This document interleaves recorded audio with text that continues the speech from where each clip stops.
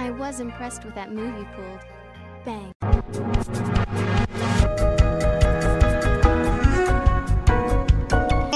Ladies and gentlemen, boys and girls, children of all ages, it's me, it's DMC, the undefeated, undisputed YouTube champion. That's right, it's the Maverick, Mark Daniels, here with my LCF Week 6 team build. I know what you're thinking, Week 6? Where's Week 5? I haven't battled my opponent from Week 5 yet. He hasn't contacted me. But to be fair, I haven't contacted him either. I've been very busy last week. I'm going to contact him sometime today. Hopefully him and I can get our battle on in the next couple days. But for now, we're going to focus on Week 6 and our opponent, Mr.SeaCoore, who's a very, very formidable opponent. Very good battler, and also specifically very good at Little Cups. So this should be a tough battle for us, but I do think we have a chance, and this is the team I'm going to bring today. So first, before I go into my team, I'm going to quickly just shout out what he's got for his team. His arsenal is 12 Pokemon. We have Volibee, Timber, Hippopotamus, I think I pronounced it. I always butcher that name. LGM, Chertauga, Frillish, Larvesta, Talo, Pumpkaboo XL, Surskit, Amora, and Cubchoo. So very formidable team right there. So as you can kind of see here, I have a very good team for this. Hopefully we do okay. So I'm definitely thinking he's bringing Volibee. That's the cream of the crop, right? That was the first pick. I definitely think that's coming here, as well as Timber. Timber and Volibee, great synergy, and Hippopotamus is probably going to come as well. So those three I'm very positive on showing up. So I focused on those three primarily, but I do know that he's got a lot of other Pokemon that I have to worry about. For instance, he has two water Pokemon, three actually, Surskit as well. We have Chertauga, Frillish, and Surskit. So my team is actually pretty weak against water. But luckily I do have Chinchou with Water Absorb. That should help a little bit. But I also have a weakness to water in Growlithe, Drillbur, and Tyruns. So I wouldn't be surprised if he didn't bring multiple of those, or just at least one of those are coming for sure. So I have to be ready for that. He doesn't have any electric Pokemon I need to worry about. He could have some electric moves on some of these guys. Don't know if he would, but I'm going to bring the Water Absorb. Now, he may expect that. He absolutely may expect that, but I'm ready if he is. So I definitely think we're going to see at least one of those water Pokemon coming with. Now, he may predict my Pancham coming, because he does have some Pokemon weak against Pancham, or fighting Pokemon for that matter. He does have Volibee for that, but he could also bring LGM for that as well. Although I'm not too worried about LGM, I do have Togepi with Shadow Ball. That's right, we're bringing Togepi for the first week. Togepi I think is going to be great here. I needed a Fairy-type Pokemon for his Volibee specifically. Togepi is my answer. Obviously, I don't have any other Fairy Pokemon on my squad. I really wanted Spritzee, but Spritzee went fast as it should. And Snubbull went closely at that, so I was going to grab either one of those two. Both left pretty quickly, so Togepi was my other answer. So I decided to go Dazzling Gleam, Grass Knot, Shadow Ball, and Wish. So the reason why I chose these moves here, we're gonna break down every Pokemon. We're gonna start with Togepi because I haven't selected, and I think Togepi could be a very clutch Pokemon that he may not expect. He has no Steel or Poison Pokemon first off. Now that being said, I do believe Timber can learn Poison Jab, so I do have to worry about that. Otherwise, we don't have a clear weakness for Togepi. We went Eviolite. We're going more of a bulky build here. Dazzling Gleam, Fairy-type stab move. Great against Volibee. Great against Timber. So those, I'm 100% positive he's bringing those two. And those two I am worried about. So Togepi could be used against those guys quite well. Now, if he brings Chertauga, I have Grass Knot. Grass Knot will be able to take that guy out pretty easily. Frillish, I have Shadow Ball or Grass Knot. I believe Shadow Ball does more damage because he's a lighter Pokemon. Let's see. Just kind of scrolling down the list here. Pumpkaboo, I have Shadow Ball for if he does bring the Pumpkaboo, which he might, because I do have Drillbur here, and he may try to set up some hazards to maybe get rid of my priority from Gale Wings on Fletchling.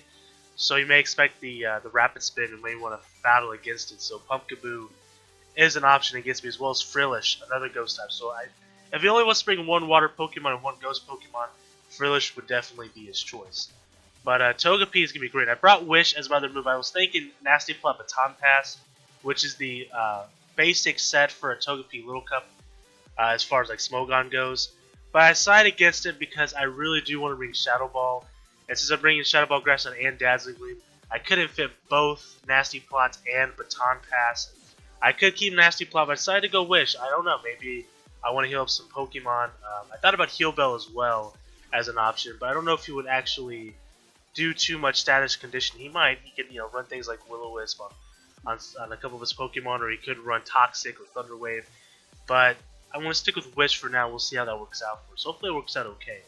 So that is what Togepi is there for. Togepi, I think, could be my secret weapon. I don't know if he's expecting the Togepi. I don't really talk about Togepi too much in my team build videos, but he knows it's there, and he may be prepared for it, but I am bringing Togepi nonetheless. So let's talk about Chinchou. Chinchou was my #1 pick for a good reason. It's a great Pokemon. And against his team specifically, you kind of see what I picked up here on my team, or as far as my moveset, I should say. Volt Switch, great move, priority stat, and takes care of things like Volibee, Frillish, Tirtauga, Tailo, Surskit. Hits all those guys for super effective damage. Now, I do have to worry about Hippopotas. I do not know how to say his name, so if I'm butchering that a billion times over, I apologize ahead of time.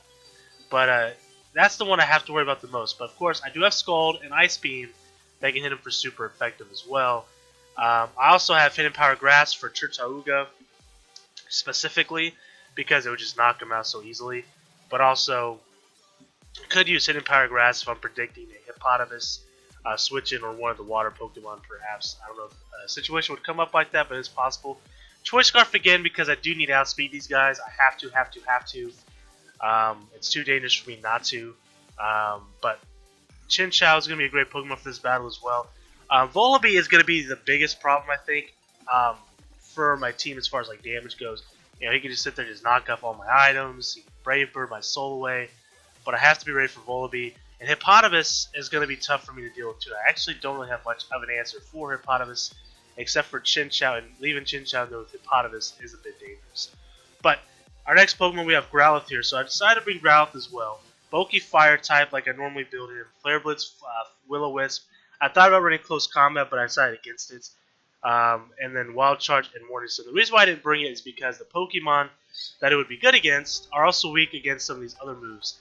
For instance, Tirtauga would be weak against Close Combat, but also weak against Wild Charge. Same could be said about Amora and Cubchoo, except they're weak against Fire as well. So I could just hit him with Flare Blitz. So I don't need to bring Close Combat per se, but I do have Wild Charge because Wild Charge I think is definitely more important. With things like Volibee, potentially Tailo, Frillish, Tirtauga, Surskit, you guys know the list. You guys know. You guys already know. That's going to be very powerful against those guys. So I definitely had to bring Growlithe. Intimidate is also going to be very useful here, as it always is. So that's Growlithe. So we have Fletchling here. Gale Wings, Acrobatics set like I normally run with him as well. It's going to be very useful against things like Larvesta if he brings it. Pumpkaboo, Surskit, Timber, of course, as well, which I'm pretty sure he's bringing Timber. So I think he definitely has his use here. U-turn also nice with Volt Switch, being able to switch between the two. Could also seem useful as well. Swords Dance, you never know. You might get a free Swords Dance off if I think he's going to switch. Quick Attack, Priority, and Stab. So that's him in a nutshell. Really not much more to talk about for Fletchling here. Then we have Drillbur, the MVP of my team so far. Definitely going to be useful here. Rock Slide, of course, going to be great for Volibee. Great against Larvesta. Great against Larvesta. I mean, great against Larvesta, let me tell you. Tailo and Surskit. Cubchoo as well. Amora, I think it might be neutral. Don't quote me on that. Sometimes, since it is a rock ice type, it still may be super effective against it. But either way, Rock Slide is going to be a very useful move here. Earthquake, of course. Tirtauga will be weak against it. Larvesta. But not too many other Pokemon beyond that. And he has a lot of flyers. So I do have to worry about the potential of switching to a flyer when I use Earthquake. But he doesn't have too many Pokemon that's like an obvious Earthquakey Pokemon. Because like I said, Larvesta, for instance, Rock Slide takes care of him much better than Earthquake does anyways. So Rock Slide is definitely more important here than Earthquake. In fact, I probably could switch Earthquake out for something else if I really wanted to. If I look here and I look and see what I could bring Shadow Claw maybe for Pumpkaboo. That's actually not a terrible idea, or Poison Jab even. I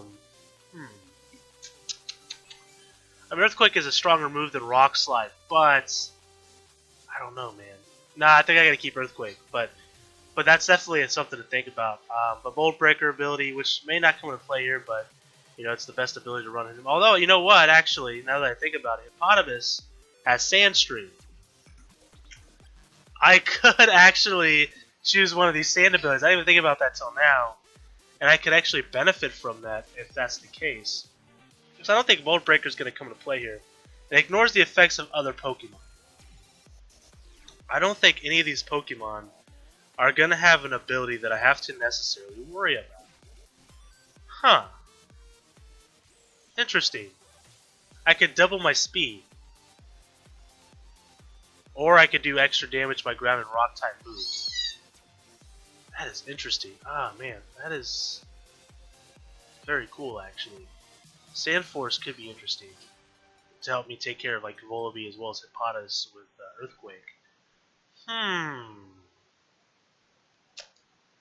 Let me open up my damage calculator real fast. I'm curious about something real fast, and then I promise we'll continue talking. I should have done this before, but I didn't think about that till now.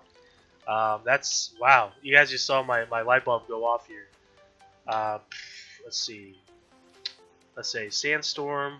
Where is Sandstorm on here? Here we go. Sand. Got it. Cool. So then I will change my ability to, is it Sand Force? Yeah, Sand Force. See how much damage this actually does to him. Is it worth my time doing this? It's not a whole lot of extra damage, so the speed actually might be more important. I'm gonna go, you know what, I'm going Sand Force, guys. It's freaking, no, not Sand Force, Sand Rush, sorry. I'm going Sand Rush. That extra speed might come in handy if he has a Choice Scarfer.